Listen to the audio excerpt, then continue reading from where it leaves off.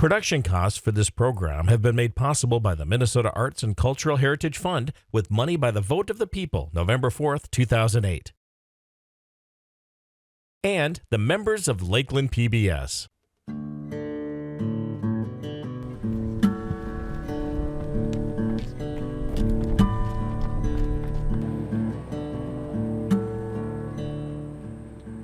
My name is Floyd Buck Jourdain. I'm a member of the Red Lake Band of Chippewa Indians, or the Red Lake Ojibwe Nation. And I've been involved with the Spirit Run since the mid-90s. And I think it was like the third one that I joined up. So throughout the years I've been involved either as a community member, a tribal leader, or now in this particular instance, an elder in the community. I'm in recovery. I've been in recovery for 40 years. So back then, the older gentlemen who were the mentors and the bosses of the program were trying to get the word out to the community and all of Indian country about recovery and a lot of the accompanying pitfalls of reservation life that pertain to substance abuse. And part of that was getting in the grassroots, rolling up your sleeves, getting in the community and taking the message out to the communities, and that's how they ended it. And so his name was Tom Barrett Sr., who is now the director of the chemical health programs here. Back then he was this young guy. They said, okay, if you want to set it up, you want to organize it, Tom, go for it. That's an excellent idea.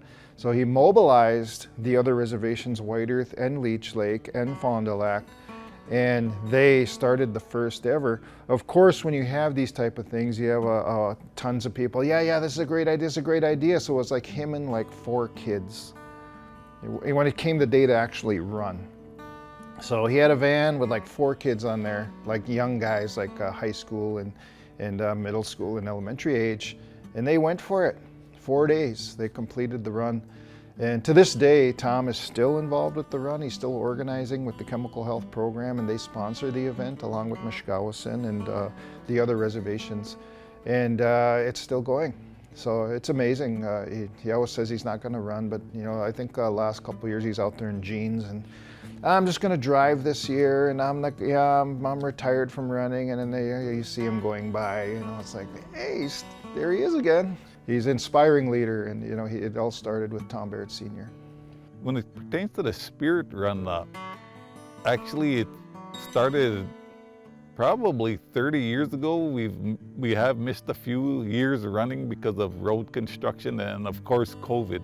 When the Spirit Run first started, there was basically my mentors, Giles Hart and some of the other program directors back then. I was a prevention specialist at the time, and they were doing this, what they call the AA Roundup.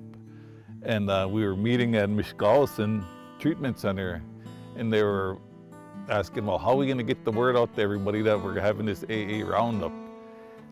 And back then I was a lot younger, and so I suggested, well, why don't we run from Red Lake to Mishkawasin and spread our message that way, our message of sobriety and healing that way. And you know, I kind of said it as a joke, and these older guys say, well, hey, that's a great idea, why don't you do it? So that's how the Spirit Run actually got started. And throughout the years, the name has changed. It used to be called the Intertribal AA Sobriety Run when we first started. And then it was a run for health and wellness, and then it went to the Spirit Run. So as it evolved, you know, the name has changed throughout the years.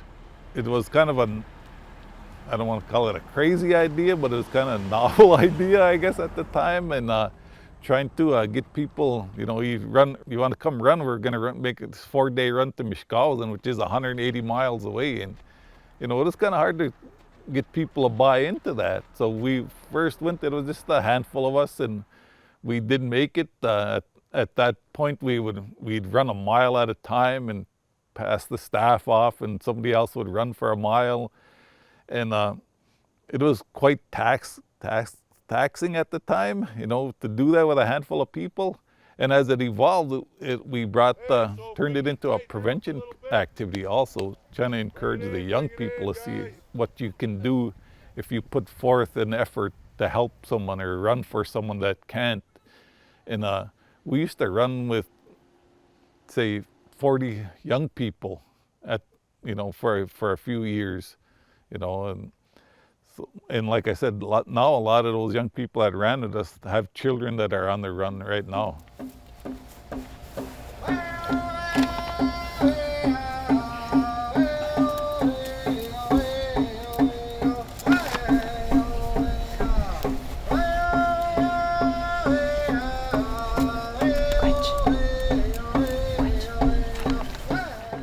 Well, just to see the first experience of a lot of our youth who, for the first time, they're learning about eagle feathers. They're learning about tobacco and the significance of reciprocity.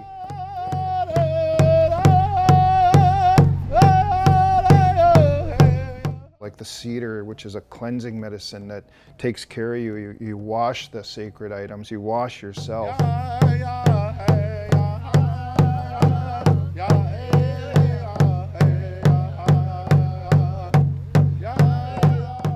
I want my community to be well. I want my people to be well. And if I gotta run out there and put myself out there for my people, I will do it. So it's not a thing of look at me, self-grandization, like, hey, you know, I want some Facebook likes, and you know, it's not about that at all. There's a great deal of humility and respect and, you know, courage and all of the love. And you see a lot of the seven grandfather teachings, as they're called, you know, are incorporated into the run as well, because it encompasses all of that. There you go, loosen your back up. Maybe you slept on a soft mattress, or you slept in the woods, or whatever it is. You know, you might be a little stiff in your back, okay? But you're gonna go back, you're gonna be glowing. You're going to have that goodness. You're going to share. People are going to come and see you and say, wow, you look good. And that's where you indulge your experience. You share your experience on these last 4 days. Well, I think with Indian people, the tobacco is the first medicine, and the humility to accept the fact that, you know, I do not have control over this addiction. No matter how hard I try, no matter how many times I try, I just keep ending up back in this perpetual state of misery and dysfunction. And until the individual just accepts defeat and says, I'm done, I'm defeated. And now I am ready to do whatever it is that I have to do. I'm going to take my tobacco and I'm going to ask the Creator permission. And the Creator, you know, they say, we do kawashin, which means, please help me. You know, I am defeated. I need you. I need you to help me. What do I have to do? And to be totally honest with yourself about it. You know, not half measures. Well, I'm kind of ready. I still want to do this drug, which is not as bad, but I'm not going to do these ones. It's like, I give up, and I'm ready now. So I think that's the key, you know. And it might come in increments. You might have setbacks, but you know, if you are sincere about it, honest with yourself, and then you accept the fact that I have lost control and there's nothing that I can do, I'm ready, Creator, for you to help me. And from this point on, I'll find the tools, I'll find the way, I'll find the networks, the people that I need to surround myself with. I'll set goals in my life that I need to follow. I'll have more structure. And just sitting around is not good for recovery. So, you know, you have to have goals, and you have to have and those are goals that you set yourself.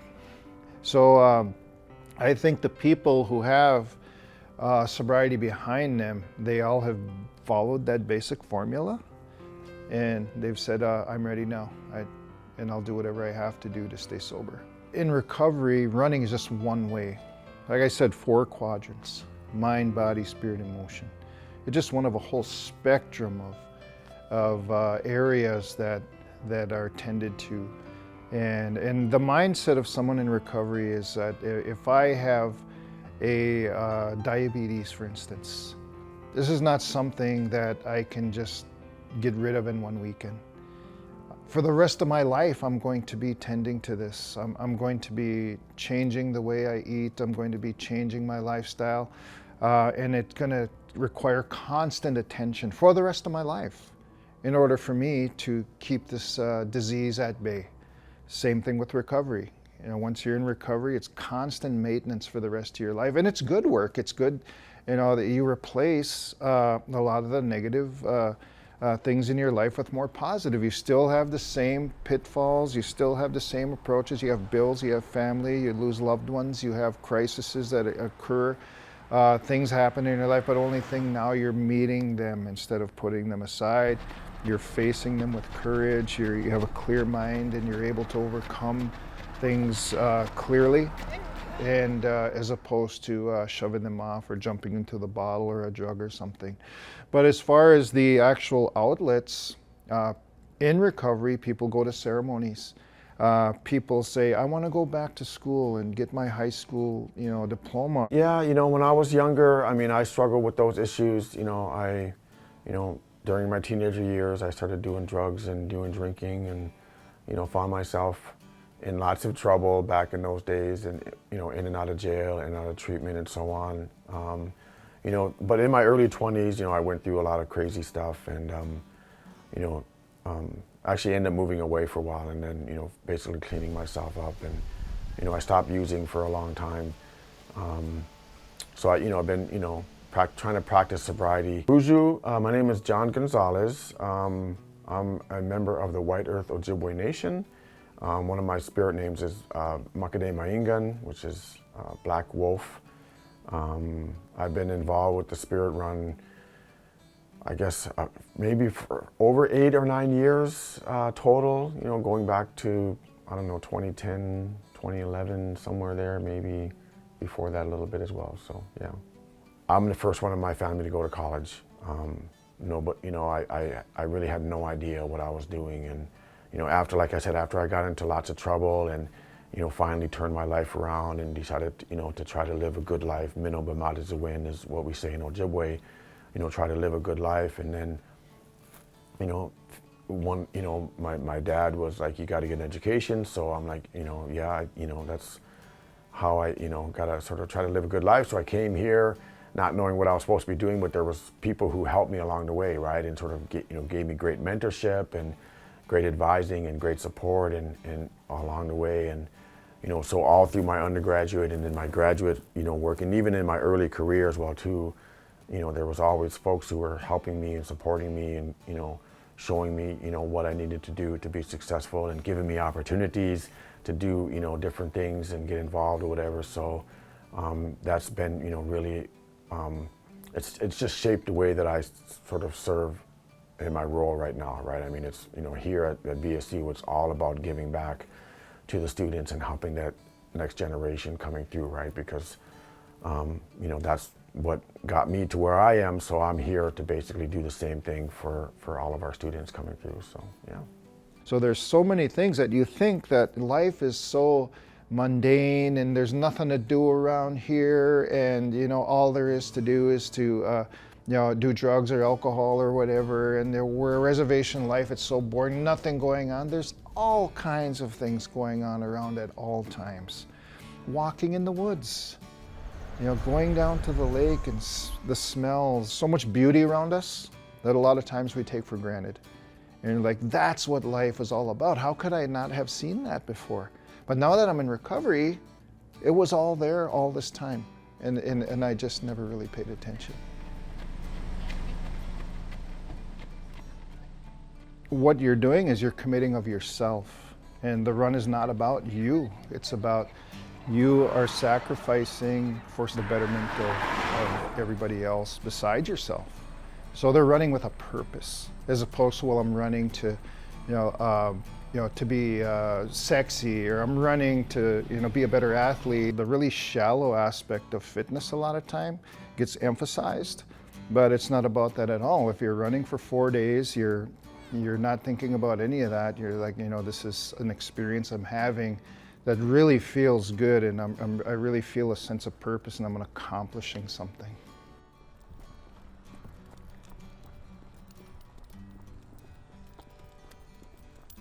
They always say the first mile is a liar. Someday you take off and you're like, oh, I feel like, this is gonna be excellent. And then you get half a mile down the road and then all of a sudden you run out of gas and you're like, what, I rested, I ate good. I think maybe it's stress, maybe it's grief, you never know. Or, something crappy that you ate. But then other days you're like, I don't wanna run, I don't wanna, I just don't feel good. And you grab your shoes, you run out the door, and you get down the road, and all of a sudden you got this energy, and you say, "Oh my God, I could go forever today." So that first mile is always, you never know what's going to happen. You can do it. Right on. We just jog lightly if we have to. The run is a ceremony, and you're carrying a message. You're carrying sacred objects: eagle feathers, eagle whistles, drum, prayers, tobacco, and sacred medicines. And you're running through the community, and you want to heighten awareness. When I'm out there running, just to try to take care of myself, it really is a part of this. It allows you to clear your mind. You're doing the physical aspect of it for your body, but then there's a spiritual component that kind of goes along with it as well too. And I use it a lot of times as a way to pray. And it's for anybody, not only Indigenous people. There's been people from all nationalities, every race, every culture at some point or another has joined into the run, so we welcome everybody. We refuse to be professional victims. We tell our youth and our people, don't you dare walk through life as a professional victim. We're survivors, we're warriors. We follow our ways and our traditions. We will always be here. We will always be here. We always have a creator we always have something to be thankful for. And so we welcome our interactions with other nationalities, other communities, and a lot of things we can see past because that's part of our teachings. To be compassionate, to have humility, to have courage and love for all walks of life. Sometimes it's hard to deal with the racism. It's hard to deal with the ignorance and the bigotry and those kind of things that are prevalent, all over the entire globe. It's not only exclusive to Indigenous people. In the Australian outback and Africa and Asia, wherever you go, you're going to run into some form of discrimination. So, but if you're taught, this is something that we can overcome and we're better than this, and we are just on the equal plane as everybody else, it makes you strong in your mind, in your body, in your spirit, and in your emotions. The first day is about 45 miles, and we have marathoners, we have basketball players, we have young children, elders, and the reason why we do what's called a crow hopping. We'll do it in increments, like a relay style. And you don't want to burn everybody out. You want to have participation from everyone. Of course, you could throw some elite runners out there and they could run all the way to Bemidji and, just wow everybody, but that's not the point of the run. The run is that everybody can participate, no matter what age, gender. You can be a young child who wants to walk a portion of it with their mother or their grandma, or maybe you're on your lunch break from your work.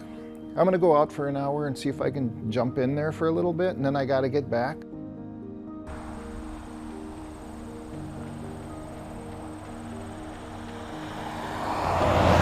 Generally, it's like 3/10 of a mile, which is 3 football fields.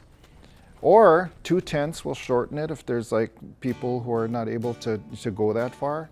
And when we go through cities though, that's when we put the young horses out there and just let them go, because there's congestion, there's traffic, the busy world is happening, so we want to get through there. We try to make sure that we're high visibility because we want people to know this run is coming through and this is what this run represents. We don't have strict rules as to, you have to keep running, you have to go, you can't stop. Some cultures are very strict about that. Once we run and we don't stop. But we're not that strict about running because we are speaking, bringing a message, and we are hoping that the Creator will hear us and observe what it is that we are doing. Everything we do, spirit run, it's for the spirit. So that's what it's about. It's not about us, and it's about asking that our prayers are answered. We, as a people, as anybody, we do recover. If you have an addiction, you do recover from it. There's hope out there that And that's what the runners are for. They're spreading that hope and awareness that, yeah, you can recover. If I did it, you can do it. You know, utilizing your recovery to help other people, that's what the run does for people. You know, so tomorrow might be different. Tomorrow you might wake up and just like, oh, life sucks, you know, recovery or not. But at least you're gonna make it through that day, and you ask permission again. You know, you ask, hey, Creator, thank you for this day. I'm here another day, I'm in recovery. Say, for instance, someone is recovering from cancer and the cancer is eradicated and you're in remission. There's a constant fear of it coming back. And all of our families have experienced cancer in some way, shape or form, and we've had people we've lost, and we've also had people who survived it. But you talk to a survivor, they say, I have this constant, you know, it's in the back of my mind that someday it might come back. And so I have to do the things to make sure that it doesn't. That's what recovery is. It's, I could be sober 40 years today and have a college degree and have all these accolades and accomplished all these things. Just one day, boom, I'm right back where I was when I was drugging and drinking and, you know, living that kind of lifestyle. So I think it's, over time, you can never just dispel it, like, oh, I'm free now and everything's all good. And, no, it's, you live life, you're more appreciative of life, and you're accomplishing good things in your life, and you're happier and healthier, hopefully, and things are going okay, and you're trying to keep everything in balance. I think it symbolizes hope, if anything, right? And then it also, you know, symbolizes strength and resilience in the Native communities. You know, and what I mean by that, right, is that, you know, people struggle. We all go through struggles, right? Everybody has struggles in life, and there's difficult times and so on. And, you know, unfortunately, some of us struggle even more, right? And you know, sometimes we even, you know, sort of take on this negative view of our own communities, right? That we're not capable of doing certain things, or things are always going to be this way, and it's always going to be difficult, and so on, you know. But when we come together as Native folks, and we, you know, put our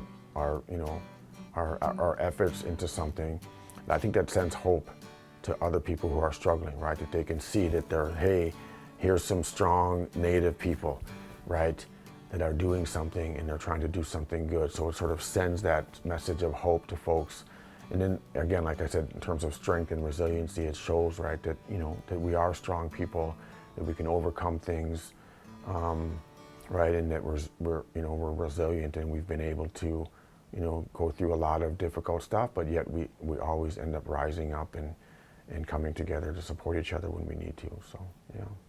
Well, one of our old teachings and prophecies said that someday there would be a great river that would come and take many of our people, sweep them away.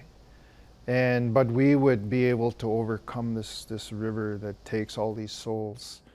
And so the reason why those type of teachings and philosophies are shared is because in recovery, they say, now that you are in recovery, you have an obligation to spread the message.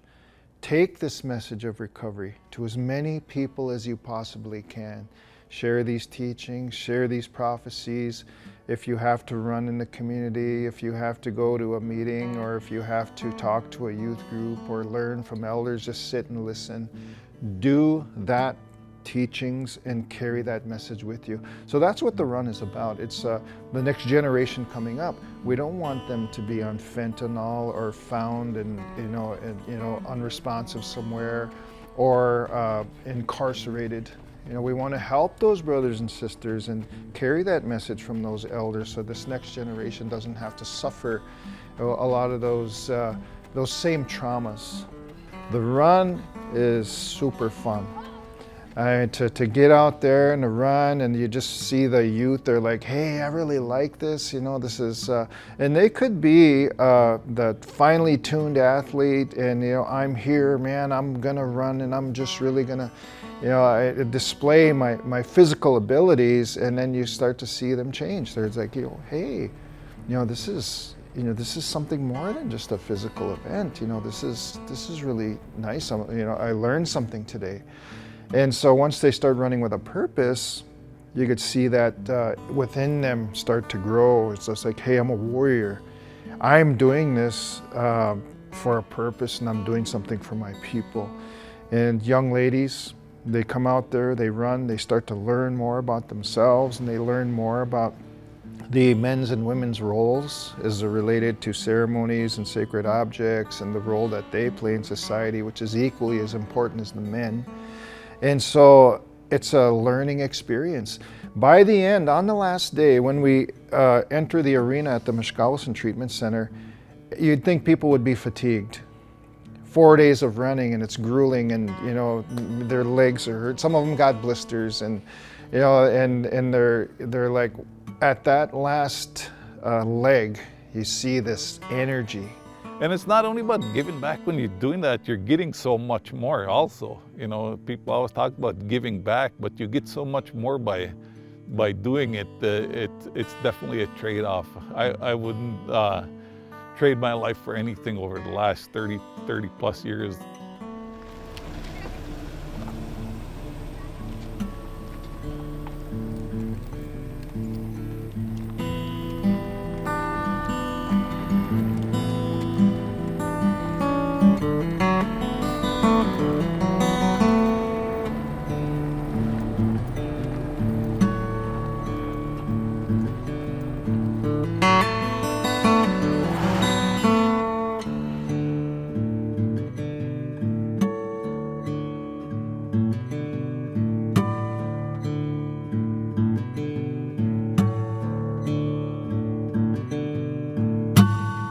Production costs for this program have been made possible by the Minnesota Arts and Cultural Heritage Fund with money by the vote of the people, November 4th, 2008.